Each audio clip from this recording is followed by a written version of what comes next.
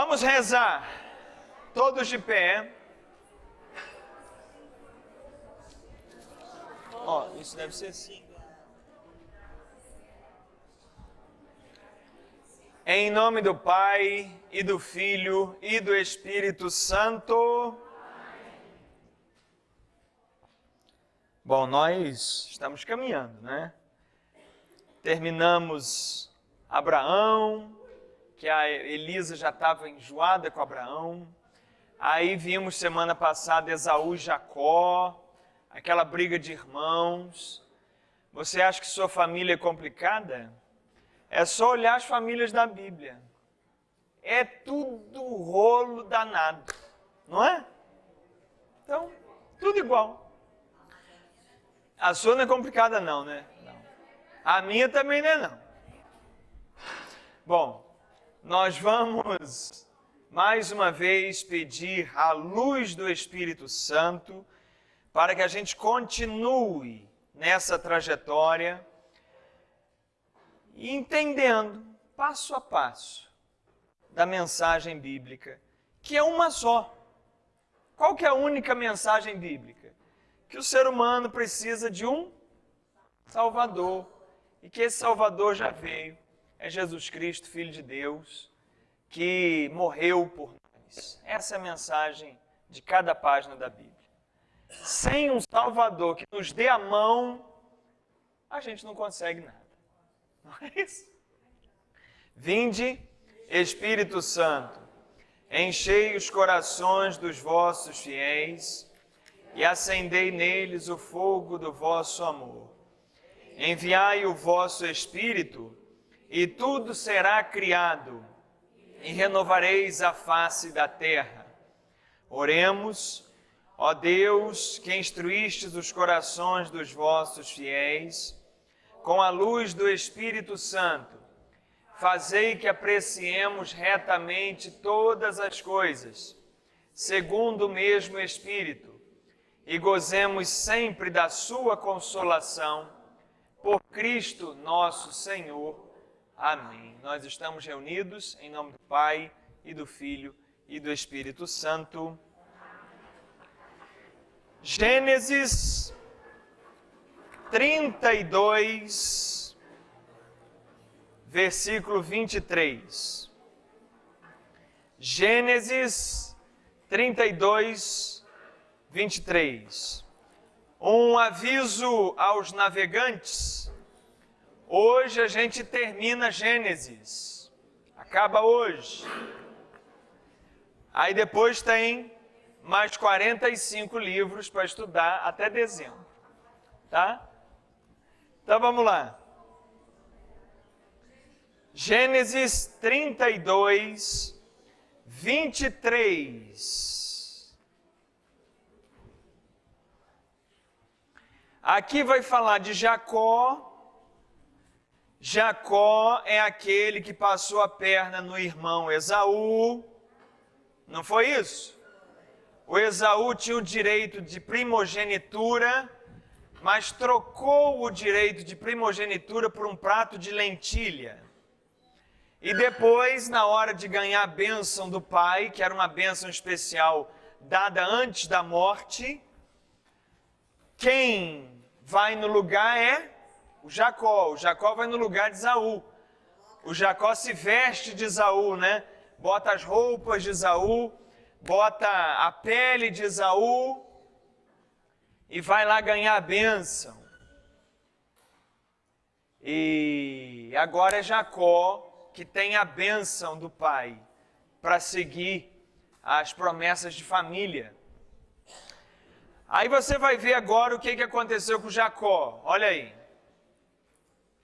Naquela mesma noite, Jacó se levantou com suas 2 mulheres, olha aí, ó, e suas 2 servas, e seus 11 filhos, e passou para o val do Jaboque. Para o val, era um local, né? O val do Jaboque. Tomou-os, 2 mulheres. A gente já falou aqui que era uma questão cultural daquele momento, né? Enfim. tomou-os e os fez passar a torrente com tudo que lhe pertencia. Jacó ficou só, e alguém lutava com ele até o romper da aurora. Vendo que não podia vencê-lo, tocou-lhe aquele homem na articulação da coxa, e esta deslocou-se, enquanto Jacó lutava com ele. Então, só para começar a entender isso aqui. Jacó teve uma luta no meio da noite com alguém. Está dizendo aqui, alguém lutava com Jacó. E o Jacó saiu manco dessa luta. Aí continua o versículo 27. E disse-lhe: deixa-me partir, porque a aurora se levanta. Não te deixarei partir, respondeu Jacó, antes que me tenhas abençoado. E perguntou-lhe: qual o teu nome? Porque Jacó estava lutando no meio da noite com alguém que ele não sabia nem quem era. E aí ele falou: só vou deixar você ir quando você me abençoar. E aí, o 28. Ele perguntou-lhe: qual o teu nome? Jacó. Teu nome não será mais Jacó, tornou ele, mas Israel, porque lutaste com Deus e com os homens e venceste. Jacó pediu-lhe: peço-te que me digas qual o teu nome. Por que me perguntas o meu nome? Respondeu ele, e abençoou no mesmo lugar. Jacó chamou aquele lugar Fanuel, porque, disse ele, eu vi a Deus face a face, e minha vida foi poupada. O sol levantava-se no horizonte quando ele atravessou Fanuel, e coxeava de uma perna, saiu manqueta. É por isso que os israelitas ainda hoje não comem o nervo da articulação da coxa, porque aquele homem tinha tocado nesse nervo da articulação da coxa de Jacó. O que interessa para a gente isso aqui? O que interessa é que agora Jacó tem uma luta no meio da noite, uma luta curiosa, que ele não sabe com quem está lutando, mas no decorrer do texto a gente percebe que era de alguém enviado de Deus, de um anjo, alguma coisa assim. E dessa luta, Jacó sai diferente, porque ele não sai mais como Jacó, agora ele sai como Israel. Quem lutava contra ele trocou o nome dele. Falou: agora você se chamará Israel, porque lutou com Deus, lutou contra os homens e venceste. Quem que vai ser esse Israel aí? Esse Israel, o antigo Jacó, vai ser o pai de 12 filhos, já é pai de 12 filhos, a gente leu ali, mas é das 12 tribos de Israel, do qual vai nascer o povo judeu. A gente vai chegar nisso tudo ainda hoje. Então eu só estou localizando vocês. O Jacó, que era filho de Isaac, neto de Abraão, fez uma arapuca danada semana passada com o irmão, lembra disso? Ele e a mãe. E agora ele luta com Deus e troca o nome para Israel. Vamos ver o que significa isso. Pega aqui, ó. Número 1. Letra A. Da luta com Deus nasce um novo homem. Não é mais Jacó, mas sim Israel, que vai dar nome ao povo de Deus.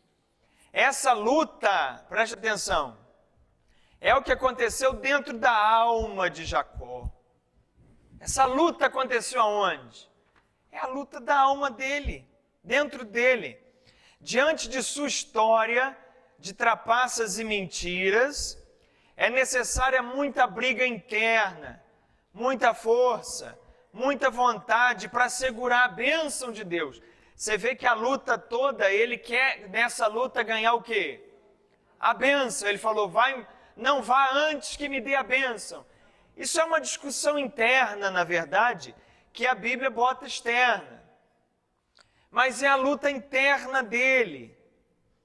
E Jacó decide fazer isso e arranca a bênção de Deus. Ele arranca como? Eu botei entre aspas. Porque ele muda. Ele briga com ele mesmo e ele muda. E a gente vai ver na sequência, daqui a pouquinho, que ele está terminando essa briga, na verdade, porque ele vai se encontrar com uma pessoa. Com quem vocês acham que ele está indo se encontrar enquanto ele está nessa briga toda? Com o irmão.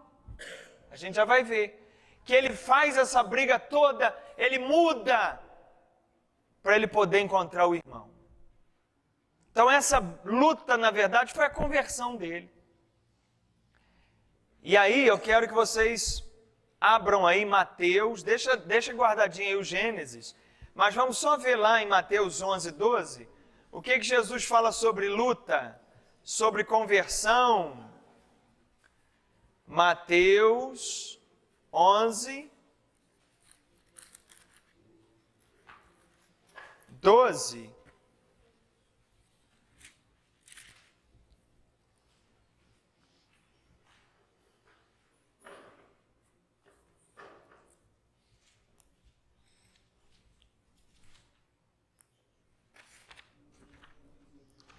Posso ler? Mateus 11, 12. Jesus falando, porque aqui, para quem está chegando hoje, a gente compara sempre o antigo com o novo. O novo é que tem que validar o antigo. Então vamos lá, o que Jesus fala aqui? Desde a época de João Batista até o presente, o reino dos céus é arrebatado à força, e são os violentos que o conquistam. Vocês já tinham lido isso aqui, Jesus falando? Os violentos é que ganham o reino. Viu? Por isso que o presidente aí quer dar arma para todo mundo. Hein? Que violentos são esses? São os violentos consigo mesmo. É essa violência de vencer a soberba, é essa violência de vencer a vaidade, a violência de vencer o egoísmo, a violência de vencer a preguiça de ajudar o outro. Isso tudo a gente tem que ter uma violência, uma briga, uma luta interna de conversão. Como aconteceu com, quem que a gente está vendo aí? Jacó. Para ganhar a bênção, segurar a bênção, nós também temos que nos violentar muitas vezes. Em que sentido? Violentar nossas vontades próprias, violentar nosso comodismo. Porque se eu me entregar totalmente às minhas vontades, aos meus comodismos, aos meus delírios, eu seguro alguma bênção? Não, eu perco tudo. Então, por isso que a briga de Jacó e o que Jesus está nos dizendo, que os violentos herdarão o reino, é essa violência contra os nossos desejos indiscretos. Desejos do quê? Concupiscentes. Pega aqui, ó. É a letra C aí, ó. Mateus 11, 12, isso que a gente acabou de ler. A violência contra nós mesmos, nosso orgulho, vaidade, soberba. Jacó era extremamente superior na inteligência a seu irmão. Era ou não era? O Jacó era mais inteligente que o Esaú. O Esaú é um bobão. Sua luta foi reconhecer-se menor, fazer-se humilde. Você vai ver agora aqui no encontro de Jacó com Esaú, que essa luta toda, essa mudança toda, na verdade foi para baixar a bola, parar de se sobrepor sobre as pessoas que têm mais dificuldade que os outros. Então Jacó, na verdade, a luta dele foi se fazer um homem humilde perante seu irmão. parar de ser um homem espertalhão, mas fazer um servo do irmão. Porque no reino de Deus o esperto é esse, é aquele que se faz servo, é aquele que se faz ajuda para o outro que ainda não sabe. Não é aquele que ri do outro e o outro não sabe. E fulano é um idiota. Faça-se ajuda para ele. Mas para isso você tem que ser violento internamente com você. Abre aí a continuação de onde a gente estava lá do Gênesis. Gênesis 33, isso mesmo. Gênesis 33, abre lá. Aonde a gente tinha parado. Gênesis 33, de 1 a 4.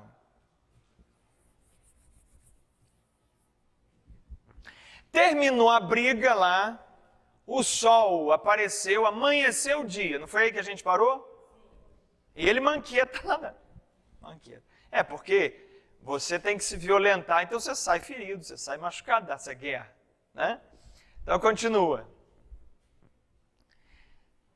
33:1. Jacó, levantando os olhos, viu Esaú que avançava com 400 homens. Você acha que Esaú estava vindo encontrar o irmão em paz? Não. Ninguém vai encontrar o outro com 400 homens atrás, né? Em paz nenhuma. Repartiu então os filhos entre Lia, Raquel e as duas servas, porque o Jacó tinha 11 filhos aí.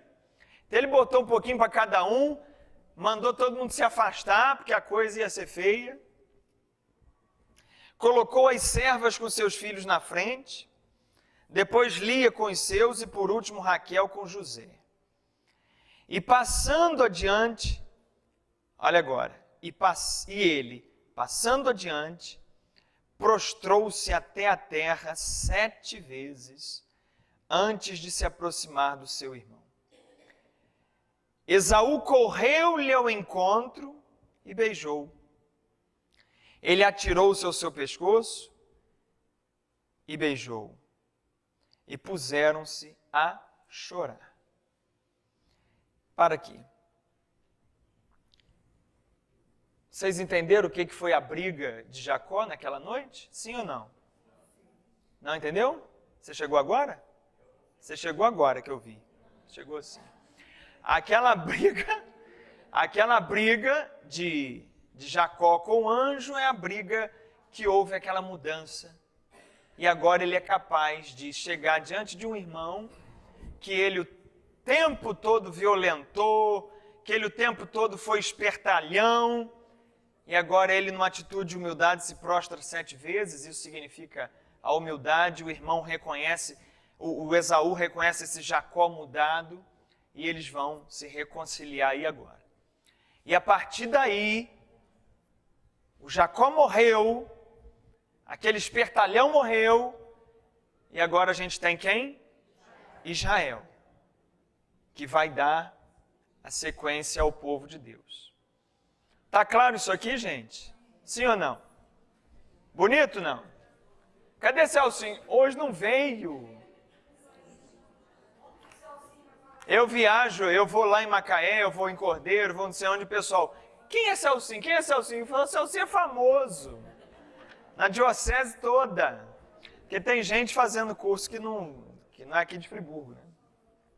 Então vamos continuar agora aqui. Vê aí, Gênesis 35.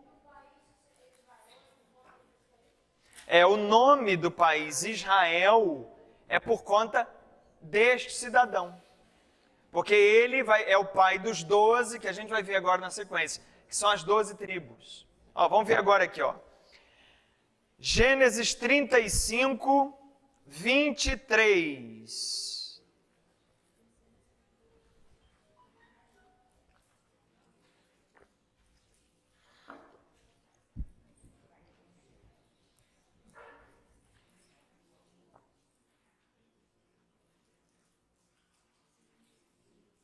Posso ler? Então, só para a gente ter ideia da família, né?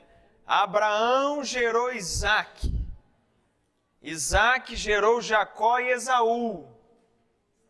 Jacó muda o nome para Israel. E ele tem 12 filhos, que nós vamos ver agora aqui, ó. 23. Os filhos de Jacó foram em número de 12. Filhos de Lia: Rúben, primogênito de Jacó, Simeão, Levi, Judá, Issacar e Zabulon. Olha cada nome bonito. Quem tiver filho agora, escolhe um nome desse. Filhos de Raquel, que ele tinha 2 mulheres, Lia e Raquel. José e Benjamim.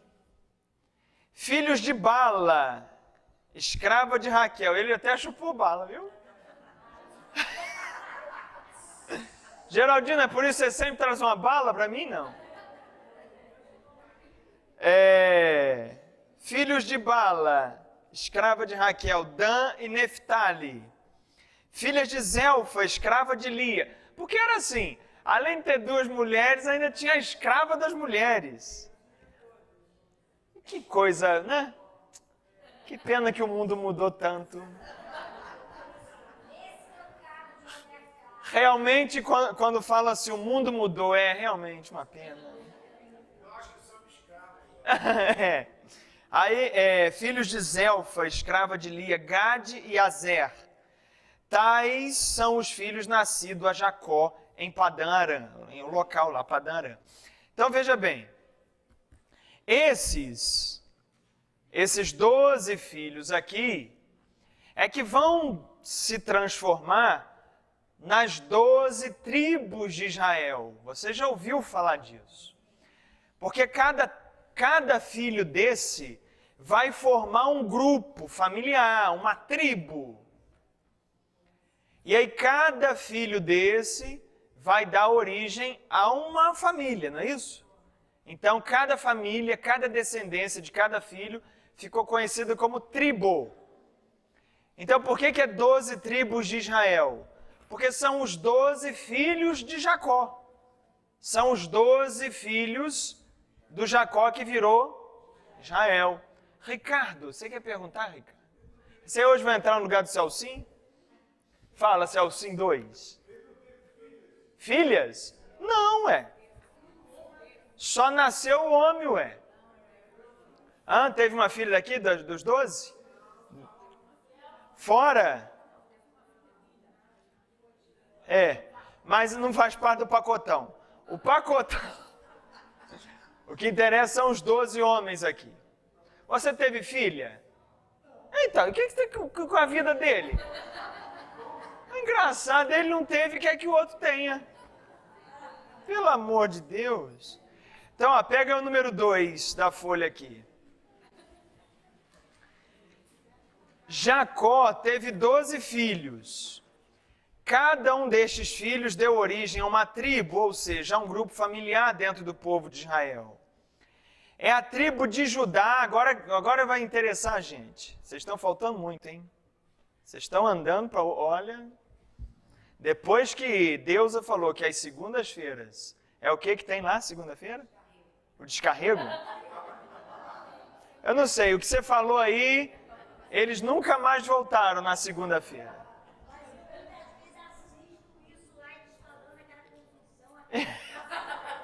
Então continua aqui. Olha que interessa aqui a gente. É da tribo de Judá que o rei Davi e Jesus vão nascer. Não tem um filho chamado Judá? Esse filho, Judá, vai dar origem à tribo de Judá. É dessa tribo de Judá que nasce rei Davi e que nasce Jesus. Por que você acha que a gente chama os judeus de judeus? Por causa da tribo de Judá. Vamos entender isso aqui, Mais tarde, Jesus escolherá 12 apóstolos, apontando o novo povo que ele está formando. Assim como o primeiro povo é instituído sobre as 12 tribos, a igreja, novo povo, é instituído sobre 12 apóstolos. Então é só para você comparar. Por que Jesus escolheu 12 apóstolos? Porque para fazer uma referência aos 12 tribos de Israel. Porque as 12 tribos de Israel foram os pilares para a formação do povo. E agora Jesus veio formar um novo povo, por isso escolhe 12 apóstolos, tá? Agora vamos voltar a falar da tribo de Judá. Pega aí, por favor, Gênesis 49, de 8 a 10.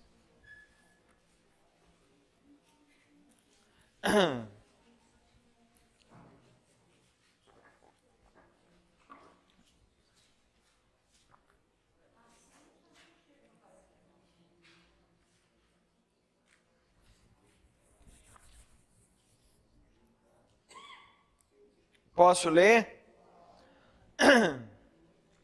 Aqui tem uma profecia da boca do Israel, do Jacó, sobre os filhos.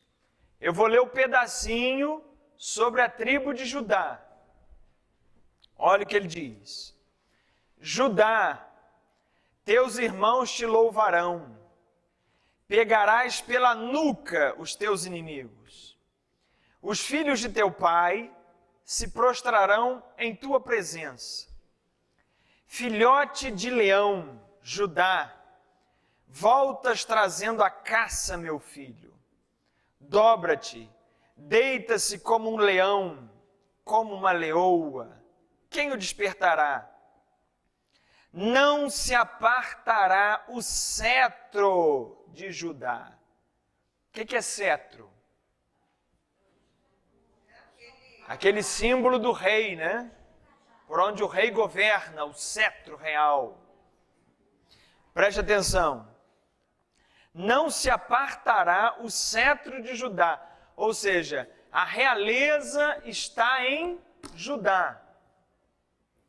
Nem o bastão de comando dentre seus pés.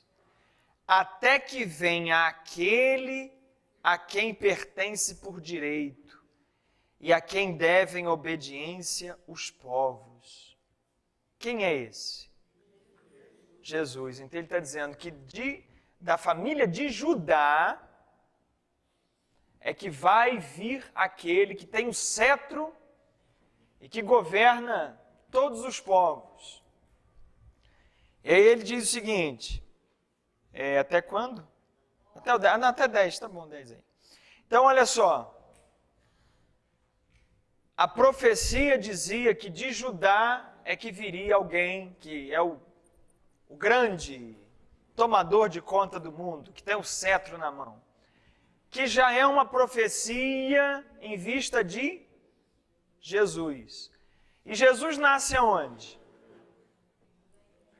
Jesus nasce em Belém da Judéia. Jesus nasce no território que ficou a tribo de Judá. Porque a terra de Canaã, mais para frente a gente vai ver isso, ela foi dividida em 12 partes. Cada pedaço da terra ficou para uma tribo. E na parte que ficou para Judá, foi aonde Jesus nasceu, foi aonde Jesus viveu toda aquela história. Então Jesus nasceu da tribo de Judá, como a profecia falava. Tá? Oi?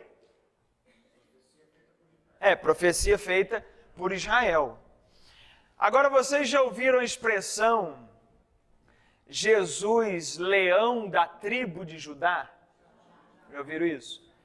Há alguns grupos religiosos que dão muito valor a essa expressão e ficam falando Jesus, leão da tribo de Judá. Não é? Por que existe esse termo? Porque vocês viram aqui, volta lá no versículo 9.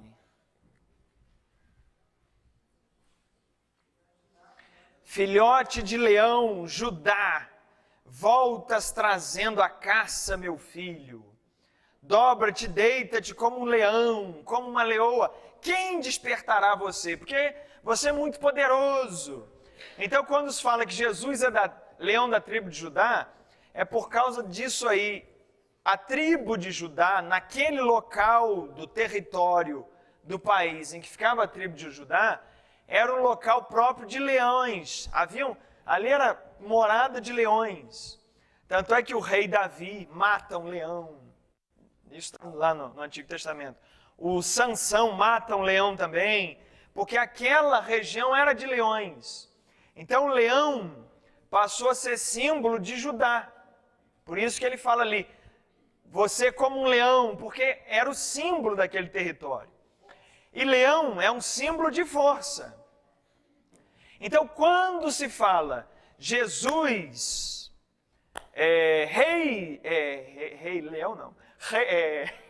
leão da tribo de Judá, quer falar que Jesus é força, é poder. Mas, preste atenção, o que mais aparece na história de Jesus é força, é poder, é caçar. Não. O que mais aparece na vida de Jesus não é isso. Então, essa insistência nesse termo, leão da tribo de Judá, é para ressaltar algo que em nenhum momento o Novo Testamento ressalta. Então vamos ver em Apocalipse como é que a gente deve entender bem Jesus.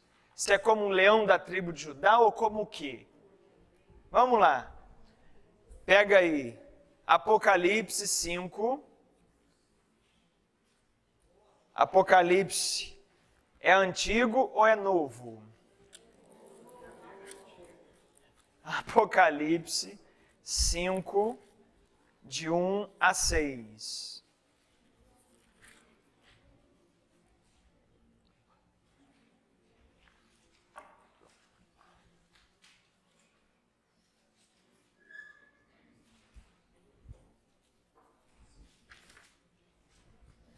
Apocalipse 5, de 1 a 6. Então, acabei de dizer o seguinte, parece que vou perder a voz. Acabei de dizer o seguinte, o leão era animal daquele território ali e que virou símbolo de Judá. Leão é força. E quando se fala que Jesus é leão da tribo de Judá, quer se atribuir ele a essa força avassaladora. Mas olha o que diz o Apocalipse, olha que interessante.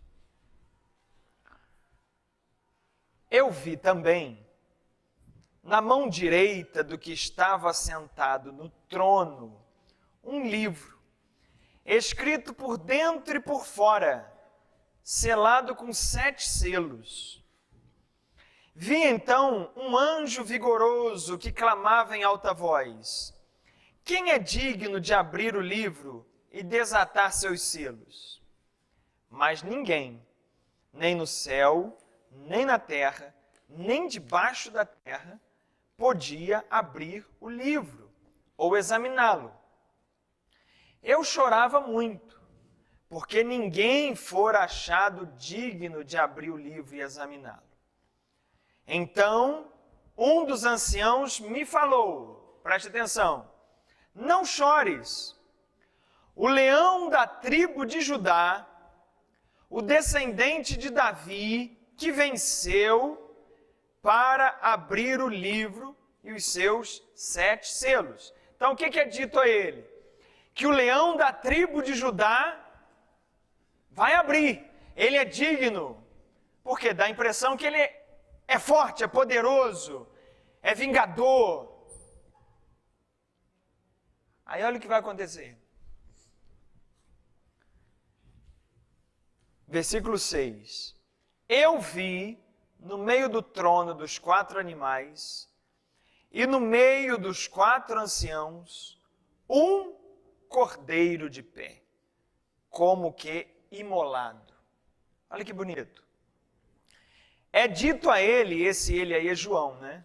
É dito a João que quem vai abrir os 7 selos é o leão. Não. O leão... Vocês prestaram atenção? O que é dito a ele? Que quem que vai abrir os selos? O leão da tribo de Judá. Mas quando ele olha, ele não vê leão. Ele vê o quê? Ele vê o cordeiro, imolado, sangrando. Ou seja, os títulos dados a Jesus nunca podem ser títulos de poder, títulos de passar por cima dos outros como um rolo compressor, alguém que é altamente poderoso, alguém que faz, alguém que acontece, alguém que caça, alguém que pune, alguém que vinga. Não. Quando dá um título desse a Jesus, que é no caso rei, ou rei, eu estou cismado que é rei leão, é o leão da tribo de Judá, naturalmente a própria Bíblia, o próprio Novo Testamento corrige. Não é. Ele é o leão da tribo de Judá, mas ele não se apresenta como leão, ele se apresenta como cordeiro. É o amor que vence sempre. Então, quando você pensar em Deus, se você pensar em Deus com medo que esse Deus é um leão, que vai me devorar porque eu não sou fiel, porque eu peco, porque eu erro. Se você pensar nesse Deus, você está onde? No Antigo Testamento.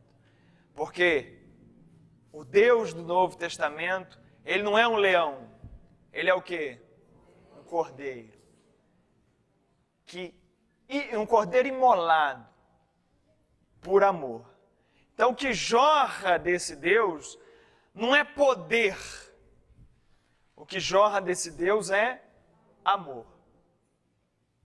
Tá claro isso, gente? Pelo amor de Deus. Hein? Celcinho não está aí hoje, poxa. Depois ele vê no programa aí, na televisão. Bom, até aqui eu fiz um paralelo para a gente entender Jesus com essa história da tribo de Judá. E vamos voltar lá agora para o Gênesis. Gênesis 37.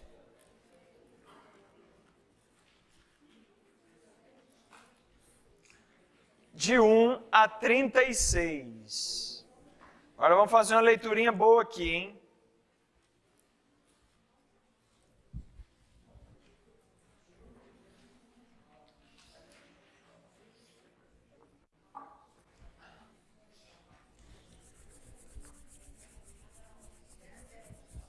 Gênesis 37,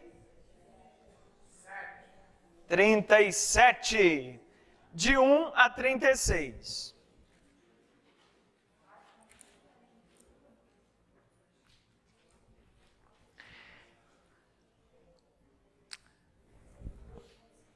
Vamos ver o que acontece.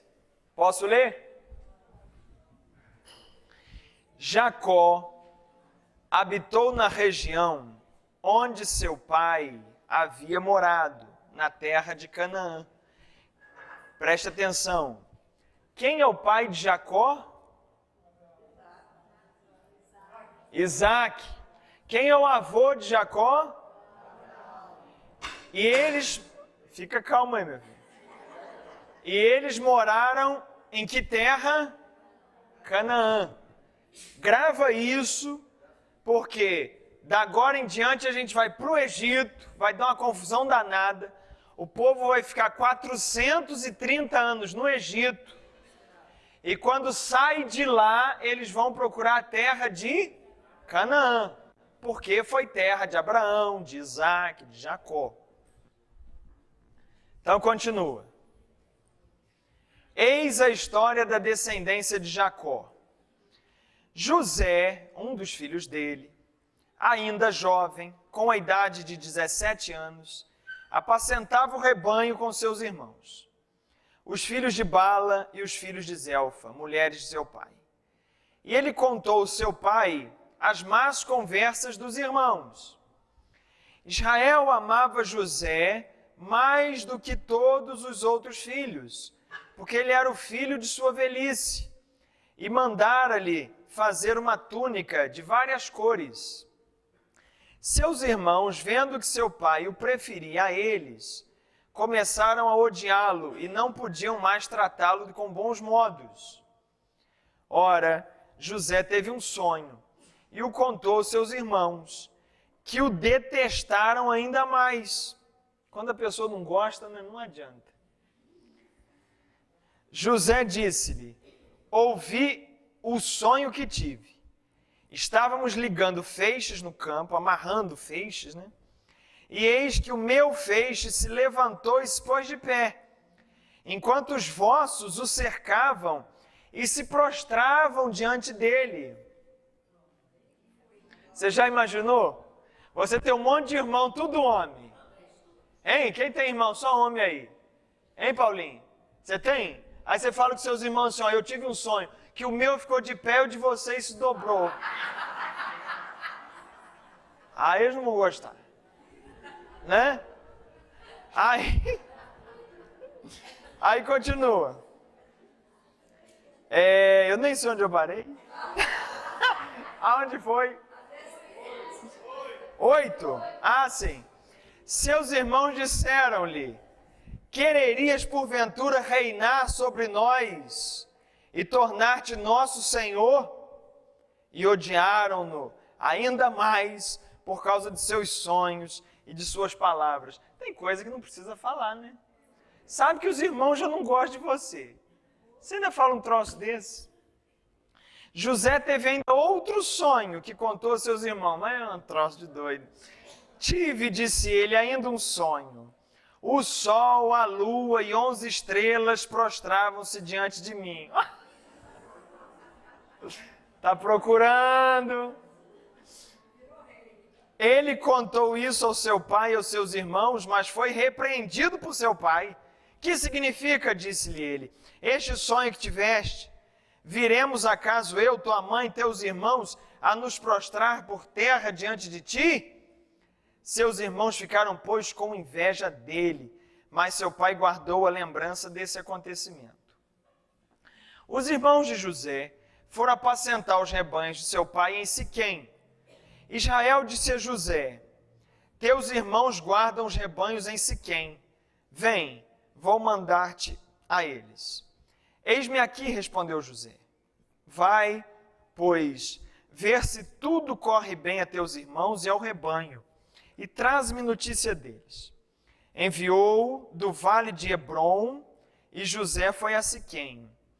Um homem encontrou vagando pelo campo. Que buscas? Perguntou ele. Busco meus irmãos, respondeu ele. Dize-me onde apacentam os rebanhos. E o homem respondeu: partiram daqui e ouvi-os dizer: vamos para Dotaim. Partiu então José em busca dos seus irmãos e encontrou-os em Dotaim. Eles o viram de longe. Antes que José se aproximasse, combinaram entre si como o haveriam de matar. E disseram uns aos outros: eis o sonhador que chega. Vamos, matemo-lo e atiremo-lhe numa cisterna. Diremos-nos depois que uma fera o devorou, e então veremos de que lhe aproveitaram os seus sonhos. Ouvindo, porém, Rúben quis livrá-lo de suas mãos. Não lhe tiremos a vida, disse ele. Não derrameis sangue. Jogai-o naquela cisterna no deserto. Mas não levanteis vossa mão contra ele, pois Rúben pensava livrá-lo de suas mãos para o reconduzir ao pai. Quando José se aproximou de seus irmãos, eles o despojaram de sua túnica, daquela bela túnica de várias cores que trazia, e jogaram-no numa cisterna velha, que não tinha água. E sentaram-se para comer. E eis que, levantando os olhos, viram surgir no horizonte uma caravana de ismaelitas, vindas de Galaade. Caravana de ismaelita são descendentes de quem? Ismael, quem era Ismael? O filho de Abraão com a escrava. Então, ia passando, a parentela passando ali. Seus camelos estavam carregados de resina, de bálsamo e de ládano, que transportavam para o Egito. Então Judá disse aos seus irmãos: que nos aproveita matar nosso irmão e ocultar seu sangue? Vinde e vendamo-lo aos ismaelitas. Não levantemos nossas mãos contra ele, pois afinal é nosso irmão, nossa carne. Seus irmãos concordaram. E quando passaram os negociantes madianitas, tiraram José da cisterna e venderam-no por 20 moedas de prata aos ismaelitas, que os levaram para o Egito. Rúben voltou à cisterna, e eis que José já não estava ali. Rasgou então suas vestes e voltou para junto dos seus irmãos. O menino desapareceu, disse ele. E eu, para onde irei? Tomaram então a túnica de José, mataram um cabrito e mergulharam-na no seu sangue. E mandaram-na levar a seu pai com esta mensagem: eis o que encontramos. Vê se não é porventura a túnica do seu filho. Entenderam, né? Eles venderam o José para a caravana de comerciantes, pegaram a túnica dele, mataram um cabrito. Era cabrito que falou aqui? É um cabrito? E puseram sangue na roupa do cabrito. Puseram sangue na roupa do menino e mandaram para o pai. Falou: vê se é a roupa do José. Para dizer o que para o pai? Morreu, seu filho morreu. Jacó, 33. Jacó reconheceu-a e exclamou: é a túnica de meu filho. Uma fera o devorou. José foi estraçalhado e, rasgando as vestes, cobriu-se de um saco e chorou o seu filho por muito tempo. Cobrir-se de saco é fazer penitência, né? Todos os seus filhos e filhas vieram consolá-lo, mas ele não aceitou nenhuma condolência. É chorando, disse ele, que descerei para junto de meu filho na habitação dos mortos. Foi assim que o seu pai o chorou. Aí o Ricardo perguntou se ele tinha filhas, aqui ó. O 35 mostra aí, Ricardo. Todos os seus filhos e filhas. É porque os filhos, os homens, né, numa sociedade patriarcal, é que chamava atenção. Mas tinha menina também, tá, Ricardo? Tinha umas meninas perdidas assim. Mas você não tem umas meninas perdidas, né, Ricardo? Quem sabe? Continua. Eu terminei já? 36. Os madianitas venderam na Putifar, no Egito, eunuco do faraó e chefe da guarda. Bom, você já conhece essa história, né? Tá bom. O que interessa é onde a gente vai chegar. Pega aqui a número 3, letra A.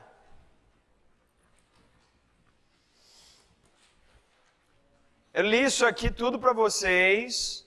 Agora eu fiz um resumo dos capítulos 39 e 40, que é a continuação da história de José. Olha aí, ó. José vai parar no Egito. Chega lá como escravo, humilhado pelos irmãos. No entanto, Deus está com ele. Ao chegar no Egito, foi comprado por Putifar, ministro e chefe da guarda do faraó. E com ele foi trabalhar. Em certa ocasião, a mulher de Putifar insistiu para que José se deitasse com ela. Vocês entenderam, não? Porque o Putifar... Agora, um homem que se chama Putifar, qual deve ser o nome da mulher? Então, tem tudo isso. Então, o Putifar saiu, a mulher falou: José, vem dar uma putifada.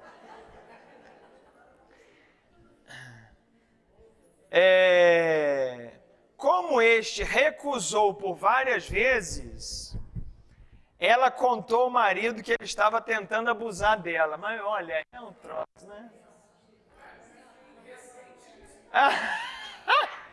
Acontece isso, mas isso é antigo. Por causa disto, José foi parar na prisão. Aí o Potifar botou ele preso. Lá, José era muito querido e fez amigos. A pessoa, quando é boa, né, aonde ela estiver, ela faz amigos. Tem sempre um troço para tentar no meio, que foi essa mulher. Mas ele faz amigos. Chegou mesmo a interpretar os sonhos de um copeiro e um padeiro do faraó. Agora vamos pegar Gênesis 41. A gente tem que passar por essa história toda para a gente entender algumas coisas lá na frente. Abre aí Gênesis 41, porque os capítulos anteriores eu já resumi. Agora eu vou ler até o 46. Então vocês já entenderam que o filho de Jacó, de Israel, José, o mais novo, foi vendido, chegou lá, foi vendido para o chefão lá do faraó e parou na prisão, porque não pegou a mulher lá. Tá?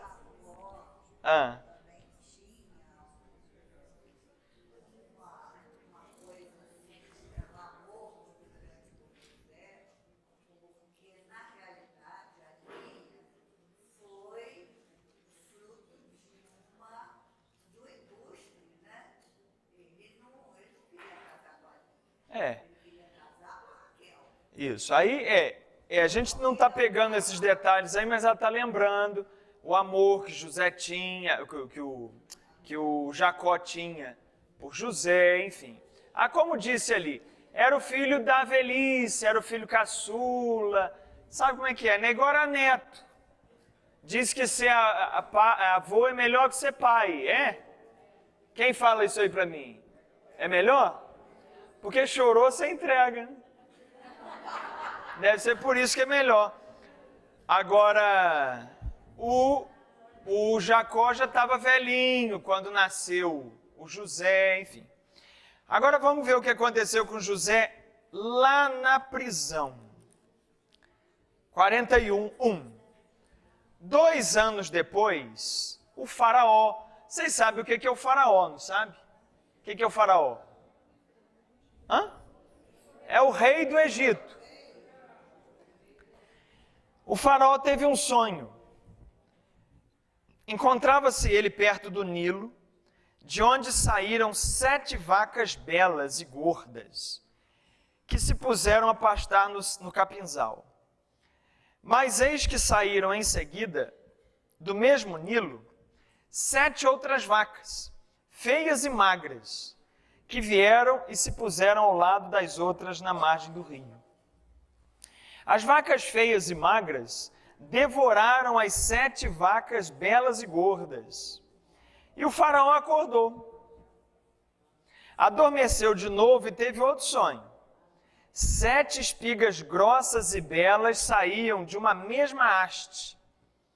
Mas eis que em seguida germinaram 7 outras espigas, magras e ressequidas pelo vento do Oriente. E as espigas magras devoraram as 7 espigas grossas e cheias. E o faraó despertou, era um sonho. Chegada a manhã, o faraó, com o espírito preocupado, mandou chamar todos os mágicos e sábios do Egito. Contou-lhes seus sonhos, mas nenhum deles soube explicá-los. Então o copeiro Mor disse-lhe: vou confessar a minha falta. Um dia, tendo-se o faraó irado contra seus servos, mandou-me encarcerar na casa do chefe da guarda com o padeiro Mor. Eis que uma noite tivemos nós um sonho, cada um o seu. Ora, estava lá conosco um jovem hebreu, israelita, judeu, são todos nomes para designar o mesmo pessoal. Escravo do chefe da guarda. Quem é esse jovem que ele está falando aqui? Contamos-lhes nossos sonhos, e ele nos interpretou, a cada um o seu. E os acontecimentos confirmaram sua interpretação. Eu fui restabelecido no meu cargo, e o outro foi pendurado. O faraó mandou chamar José, o qual foi imediatamente tirado do cárcere. Ele barbeou-se, trocou de roupas e apresentou-se diante do faraó. Este disse-lhe: tive um sonho que ninguém pôde interpretar, mas ouvi dizer de ti, que basta contar-te um sonho para que tu expliques. Não sou eu, respondeu José, mas é Deus quem dará ao faraó uma explicação favorável. Para aqui um instantinho. Há muita dúvida com relação a esse negócio de sonho, né? Eu tive um sonho assim, assim, assim, o que significa? Você vê que na Bíblia tem sonhos que significam coisas e pessoas que interpretam sonhos. Depois eu vou entrar em detalhes sobre isso, mas já adiantando, o José atribuía a ele a capacidade de interpretar sonhos. O que ele falou? Não sou eu, Deus. Depois a gente volta nisso com detalhe. Continua. O faraó disse então a José: em verdade, em meu sonho eu estava à margem do Nilo. E eis que do Nilo saíram 7 vacas gordas e belas que se puseram a pastar no capinzal. E saíram em seguida 7 outras vacas magras, feias e disformes. Quê? Não, minha filha, ele está contando o sonho. Como jamais vi em todo o Egito. As vacas magras e feias devoraram as 7 primeiras as gordas, que entraram em seu ventre, como se nada fossem, pois ficaram tão macilentas e feias como antes. Nessa altura despertei, e tive outro sonho. Vi elevar-se de uma mesma haste 7 espigas cheias e belas, mas eis que 7 outras espigas medíocres, finas e queimadas pelo vento do Oriente, germinaram em seguida, e as espigas magras engoliram as belas espigas. Em vão contei tudo isso aos mágicos. Nenhum deles pôde dar-me a explicação. Para aqui. Lá no Egito, tinha mágicos. Que mágicos eram esses? Não era mágico de fazer aparecer pombo de lenço, não. Mágico de magia, feitiçaria, pessoas envolvidas com ocultismo, com previsão de futuro e com análise de sonhos. Você veja que essa gente não interpretou o sonho, não conseguiu. E José vai interpretar. Daqui a pouco a gente explica o que sentido tem isso para nós hoje. Que ensinamento tem aqui. Vamos lá, continua.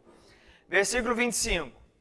José disse ao faraó: o duplo sonho do faraó reduz-se a um só. Deus revelou ao faraó o que ele vai fazer. As 7 belas vacas são 7 anos. E as 7 belas espigas, igualmente, 7 anos. O sonho é um só. As 7 vacas magras e feias que saíram em seguida são também 7 anos. E as 7 espigas vazias e queimadas pelo vento do Oriente serão 7 anos de miséria. É como eu disse ao faraó, Deus lhe revela o que vai fazer. Haverá 7 anos de grande abundância para todo o Egito. Virão em seguida 7 anos de miséria, que farão esquecer toda a abundância no Egito. A fome devastará o país, e a abundância do país não será mais notada por causa da fome que se seguirá, porque será violenta. Se o sonho se repetiu 2 vezes ao faraó, é que a coisa está bem decretada da parte de Deus, que vai apressar-se em executá-la. Agora, pois, escolha o rei um homem sábio e prudente para pô-lo à testa, à frente do país. Nomeie também o faraó administradores no país, que recolham a 5ª parte das colheitas do Egito durante os 7 anos de abundância. Faz uma poupança. A vida está boa, faz uma poupança. Mas não. Petróleo está lá em cima. Gasta tudo e gasta mais do que podia. Aí o petróleo cai e o Estado quebra. Isso está de 3.000 anos atrás, já falava disso. Aí, continua. Versículo qual que eu parei? 35.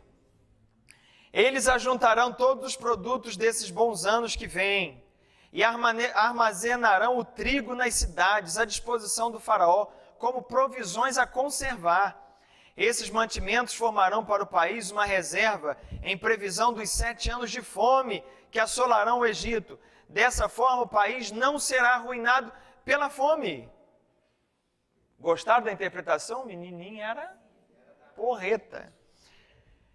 Essas palavras agradaram o faraó e toda a sua gente. Poderíamos, disse-lhes ele, encontrar um homem que tenha tanto como este o Espírito de Deus? E disse em seguida a José, pois que Deus te revelou tudo isso, não haverá ninguém tão prudente, tão sábio como tu. Tu mesmo serás posto à frente de minha casa, e todo o meu povo obedecerá à tua palavra. Só o trono me fará maior do que tu. Viu só a moral? Ele que chegou lá como escravo, depois foi preso, agora ele vai se tornar o homem mais importante do Egito depois do faraó. O faraó falou, só o meu trono é que me faz maior que você.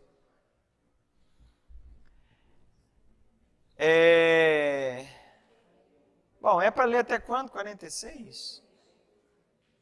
Não, tá, vamos parar por aqui, por enquanto tá bom.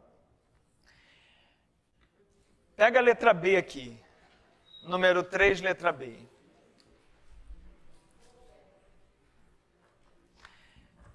José cresce diante do faraó, recupera sua liberdade e torna-se governador do Egito. Mas que significado tem a interpretação de sonhos que José realiza? Como entender isto hoje? A Sagrada Escritura atribui valor aos sonhos, como neste caso de José do Egito, como também no do profeta Daniel, e no Novo Testamento na história de São José e dos magos. Você não vê isso? Lá no Novo Testamento também os sonhos têm algum valor. Agora eu pergunto a você aqui, que tipo de valor e que tipo de interpretação você hoje deve dar a sonhos? Deus continua falando com a gente através de sonhos, fala ou não fala? O que eu tenho que entender? Porque na Bíblia, você viu, Deus falou através de sonhos. Então a primeira coisa que eu tenho que dizer para vocês lembram que os mágicos do Egito não puderam interpretar? E aí chama José, e José diz que não é ele que interpreta, que isso é dom de Deus. Vocês não viram isso? Qual o primeiro grande ensinamento que tem aí? Os sonhos podem sim trazer mensagens de Deus. Pode trazer. Mas preste atenção. Primeira lição. Não se pode industrializar isso. O que significa? Não se pode falar assim, agora eu sou um interpretador de sonhos, eu vivo disso. Está entendido? Porque lá no Egito tinham mágicos prontos para isso. Pessoas que viviam disso. Mas na hora de atender o faraó e verificar uma mensagem importante ali, eles não foram capazes. Então, muito cuidado com livros. Vamos ver o significado dos sonhos. Se sonhar com isso, é isso. Se sonhar com aquilo, é aquilo. Se sonhar com aquilo, é aquilo. Toma cuidado com isso, porque, embora existam estudos sérios a respeito disso, há muita gente que faz disso uma adivinhação de futuro, umas coisas assim meio supersticiosas, que nada tem a ver com um dom de Deus. Essa é a primeira coisa. Abre aí Números 12. Números é o 5º livro da Bíblia aí. Um pouquinho depois de onde a gente está. Número 12, 6.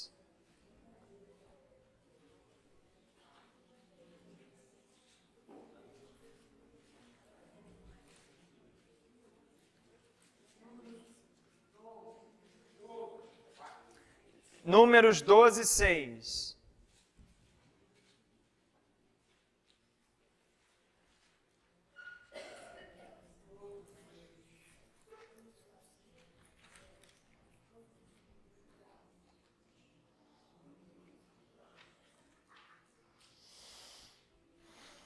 Aqui, ó. Números 12, 6. Diz assim: Ouvi bem, disse ele, o que eu vou dizer. Se há entre vós um profeta, eu lhe aparecerei em visão. Eu, o Senhor, é em sonho que lhe falarei. Então, na Bíblia toda, marca isso, que Deus pode se comunicar através dos sonhos. Agora, volta lá, Gênesis 48. Volta lá, Gênesis 48.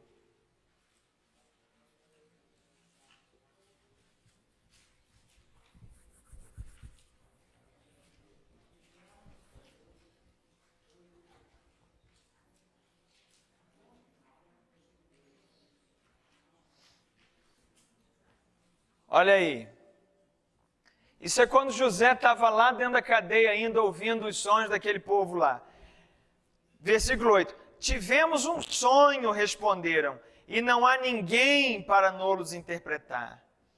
Porventura não pertence a Deus, replicou José, a interpretação dos sonhos. Então observa, gente. A Bíblia aponta que pode haver comunicação de Deus através dos sonhos? Aponta ou não aponta? Várias vezes. Inclusive no Novo Testamento. José passou por isso. Não é? Deus fala que vai falar com o profeta através dos sonhos. Isso está claro. Agora, a interpretação disso, o dar sentido a isso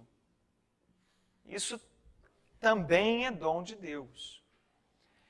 Então não se deve industrializar de nenhuma forma, tornar isso uma profissão, nem um meio certo e seguro de falar, fulano interpreta, é só ir lá que ele interpreta. É a mesma coisa com relação à previsão de futuro. Há situações em que você é capaz de prever um futuro. Eu não sei se já aconteceu com você. Mas, em algum momento, por alguma questão, nós transcendemos e captamos alguma coisa do futuro. Às vezes você tem uma impressão, parece que vai acontecer tal coisa e aquela coisa acontece. Isso é normal, já viram disso? Sim ou não? Isso são fatos altamente explicáveis. Porque o espírito nosso é capaz de vez em quando, furar essa barreira de tempo e espaço e captar lá da frente alguma coisa. Isso é possível acontecer, já aconteceu comigo. Intuição, premonição, mas algo natural, pá! Isso pode acontecer. Agora, o que não pode é eu dizer que a partir de agora eu prevejo o futuro. É a mesma coisa, é o mesmo erro. Tanto com relação a sonhos, como com relação à previsão de futuro ou qualquer premonição. Então, observa o seguinte. Abre agora Eclesiástico. É depois de sabedoria. Eclesiástico. Preste atenção que tem Eclesiastes. Esse é Eclesiástico. Quem tiver aí com Bíblia, com tradução protestante, não tem esse livro. Eclesiástico 34, de 1 a 7. Oi? Número, página? Deixa eu abrir aqui. Na minha, 1082. Eclesiástico 34, de 1 a 7.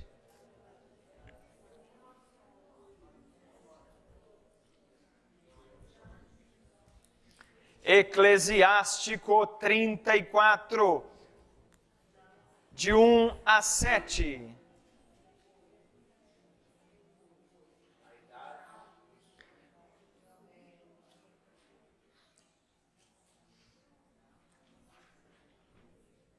Posso ler? Então vamos lá.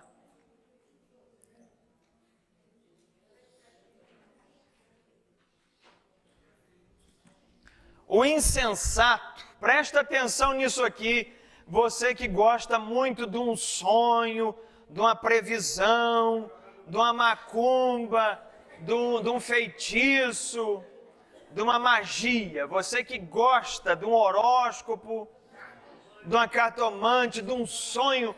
Ai, um sonho. Preste atenção. O insensato quer dizer o quê? O burro. O burro vive de esperanças quiméricas. O que são esperanças quiméricas? O que é quimérico? Vem de quiromancia, vem de leitura de futuro, jogo de búzios, cartas, tarô, sonhos. Cigano. O insensato vive de esperanças quiméricas. Os imprudentes edificam sobre sonhos. Como aquele que procura agarrar uma sombra ou perseguir o vento. Assim é o que se prende a visões enganadoras. Veja bem como é que a Bíblia joga com a gente. Ao mesmo tempo que ela diz que é possível haver comunicações de Deus através dos sonhos, e mostra situações onde aconteceram isso, e que se você olhar ao longo da Bíblia, são raras as cenas e as situações que aconteceram isso. Raras. Ao mesmo tempo que a Bíblia diz que isso é possível, mas é raro, ela diz para você não se agarrar a isso. Que isso é coisa de insensato. Continua. Isto segundo aquilo, eis o que se vê nos sonhos. É como a imagem de um homem diante dele próprio. Que coisa pura poderá vir do impuro? Que verdade pode vir da mentira? A adivinhação do erro, os augúrios, são as profecias, são as adivinhações mentirosas. E os sonhos dos maus, tudo isso não passa de vaidade. O teu coração, como de uma mulher que está em parto, sofrerá imaginações. Mulherada de parto aí. Eu nunca tive em parto. Não, mas fica muito apavorado, como é que é? Você ficou? Você não ficou, não? Você teve quantos filhos? 5. 5? Você gostava da coisa, hein? Então, 5 filhos, parto normal, tudo normal? Uma cesárea. Ele diz que a mulher em dores de parto, aquela angústia, né? Então, se você ficar atrás, olha o que ele está dizendo, se você ficar atrás de sonhos, de visões, de profetas, de profetisas, de tarô, dessas coisas, você vai ficar igual a mulher na dor de parto, angustiado, ansioso para saber o futuro. A menos que o Altíssimo te envie uma visão, não detenhas nela teu pensamento, a menos que não seja algo de Deus. E como é que eu sei que é algo de Deus? Se aquilo me traz paz. A menos que não seja algo de Deus, não detenha nisso o pensamento. Porque você tem um sonho, aí acorda apavorado, aí fica pensando naquilo o dia inteiro. Você vai ficar igual a mulher dor do parto, você vai ficar ansioso. Ai, como é que eu sei se vem de Deus ou não? Te deixou em paz ou não? Não! Então joga isso fora. Não é de Deus. Pois os sonhos fizeram errar muita gente que pecou porque neles punham a sua esperança. Então observa, gente, atenção. Isso tudo que aconteceu aqui com sonhos, José no Egito, José pai de Jesus, os magos do Oriente, Daniel também no Antigo Testamento, essas pessoas que tiveram sonhos e que Deus falou com ela através de sonhos, todas elas estavam antes de quem? De Jesus. Você quer saber qual a vontade de Deus para a sua vida? Você quer saber qual é o plano de Deus para você? Não fica dependendo de sonho, não. Não fica dependendo de cartomante, nem de feitiçaria nenhuma. Como é que você pode saber qual é o plano de Deus para você hoje? Conheça o Evangelho. Porque todos esses que sonharam era antes de Cristo. E Deus se comunicou de muitas formas antes de Cristo. Mas agora, depois que Cristo veio, qual que está sendo a comunicação de Deus? Vamos ver? Vamos abrir? Agora vai lá para frente, Hebreus.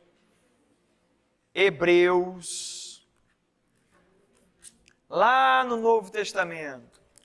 Agora é depois de Jesus. Hebreus 1, a gente já até leu aqui, mas eu quero ler de novo. Hebreus 1, de 1 a 2.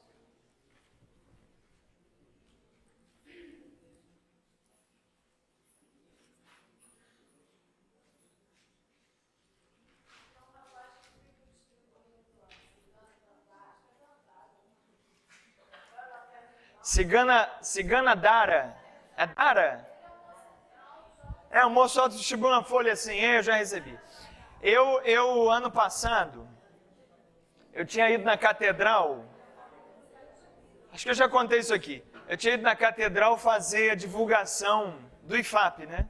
Lá nas missas, toda a catedral. Fiquei um domingo inteiro lá, né? Tudo que era missa, estava dando um aviso. Aí no domingo seguinte, eu fui comprar um galeto, que tem ali perto da rua da catedral, ali vende um galetozinho, por almoço de domingo. Aí, parei o carro próximo à catedral assim, e fui comprar o galeto. E era a hora da missa, estava terminando a missa. Isso no domingo seguinte, que eu tinha ido dar os avisos. Aí eu voltei com o meu galeto, e as ciganas me pararam. Ali do lado da catedral, né? Posso ler sua mão? Pode. Porque eu gosto de entender o negócio, como é que funciona.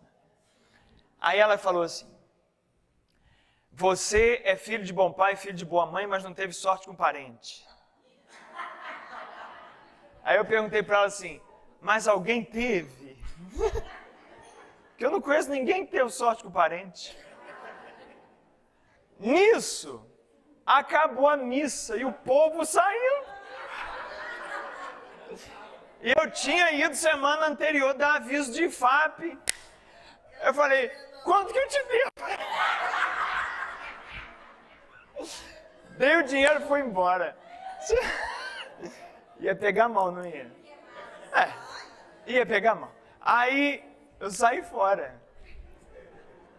Mas vamos lá. Hebreus 1, de 1 a 2. Atenção, você que é chegado num sonho, numa macumba, num horóscopo, numa visão.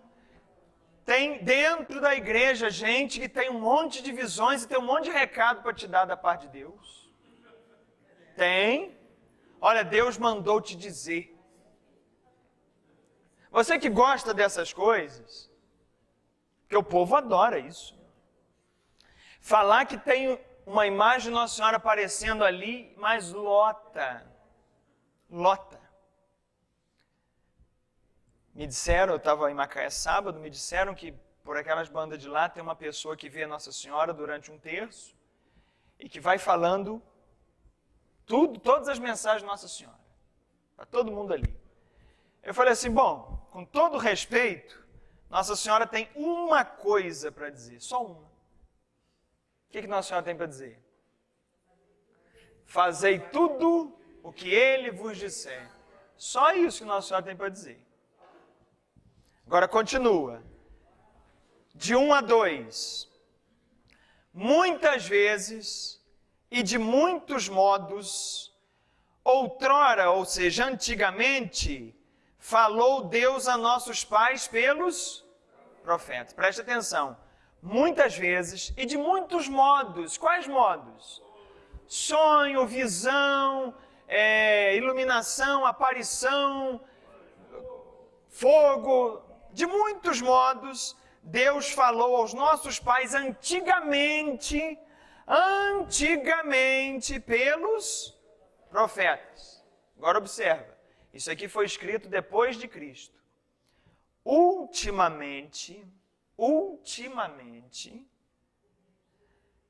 nos falou por seu Filho. Tá bom aqui? Entenderam? Naquele tempo, muitos modos. Ultimamente, pelo Filho. Então eu digo de novo, quer saber o plano de Deus para a sua vida? A vontade de Deus para o que você faça? Lê o Evangelho. Conheça o Evangelho. Pois é. Amém, gente? Mais claro que isso, só o sol de meio-dia. Para terminar, número 4. Ah, sim, Regina, fala, depois você.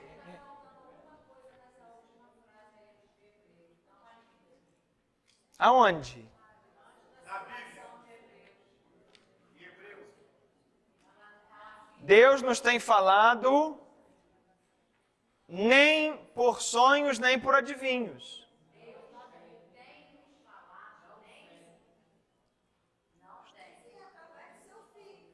Então, tá certo. Deus tem nos falado nem por sonho, nem por adivinho. Aí vem o Hebreus, por seu Filho. Entendeu? Você agora. O que aconteceu com aqueles que disseram que o mundo ia acabar? Pois é, o mundo ia acabar no ano 2000. Eles já marcaram tanto, agora marcaram outra. Me disseram que agora é daqui, falta 12 anos agora. Agora vai ser daqui a 12 anos. Eu estou pagando um financiamento mesmo de 30, por mim está tudo bem. Se quiser acabar em 12. Então vamos lá. Número 4. Aí vamos terminar o Gênesis agora. Últimos capítulos de Gênesis, que vai do 42 até o 50. Chegada a época de fome prevista por José, seus familiares partem para o Egito, pois era o lugar mais próspero que havia restado. E lá se encontram com José. Olha que interessante. O José se tornou governador, e aí a fome assolou o mundo inteiro. Só que como ele tinha feito um governo de 7 anos fazendo o quê? Poupança, agora no Egito era o único lugar do mundo que tinha comida. Então houve uma migração para o Egito. Nessa migração, quem chegou lá? O Israel e os irmãos. Chegaram lá, deram de cara com o bicho, governador do Egito. Passaram a residir aí. E assim o povo de Deus vai parar no Egito. Aqui encerra-se o Gênesis. A partir da semana que vem, a gente entra na história de Moisés, que vai pegar o Êxodo, o livro do Êxodo em diante. Amém? Amém. Foi tranquilo hoje, né? Hoje não teve polêmica. Hoje não, hoje eu falei, não, hoje eu vou ficar calmo. Vamos rezar.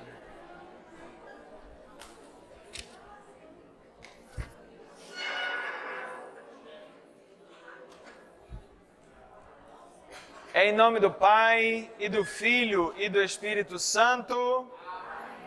Ó, Lucimar, fala de novo o nome, Paulo e Tânia. Foi tranquilo, não foi? Mas não é sempre assim não, tá? Hoje é porque eu quis ficar light. Mas semana que vem o pau volta a quebrar. Aí vamos começar com a história do povo que vai virar escravo no Egito para chegar em José e ter a Páscoa. Amém? O Senhor esteja conosco. Nós estivemos e estaremos sempre reunidos em nome do Pai e do Filho e do Espírito Santo. Boa noite a todos, grande abraço